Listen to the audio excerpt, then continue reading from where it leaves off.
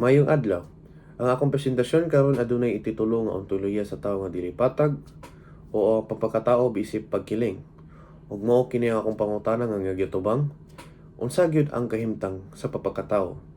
Akong thesis nag-ingon nga ang pagpakatao dili hingpit nga balanse o patag kundi usa ka ontologikal nga pagkiling. Pasabot niini nga natural sa tawo nga adunay tensyon, pagpili ug padayon nga pagbag-o. Una, ang pagkiling makita isip kahimtang sa tensyon sa paglungtad.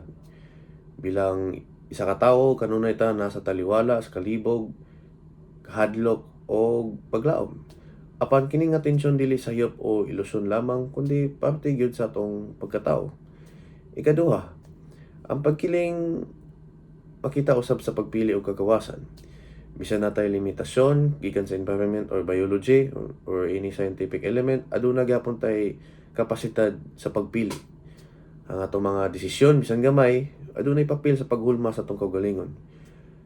Og ikatulo, ang tawo usa ka dili pa mahuman nga pagkatawo or dili finish nga outcome. Dili kinahanglan nga kompleto na ta karon kay nga identity sa tawo usa ka proseso sa padayon nga pag-uswag. Og akong naamguhan ani nga pagtuon mao ang akong mga kalibog og tensyon dili kalisod or kahuyan kundi bahin sa akong kabahin sa pagdako isip tao.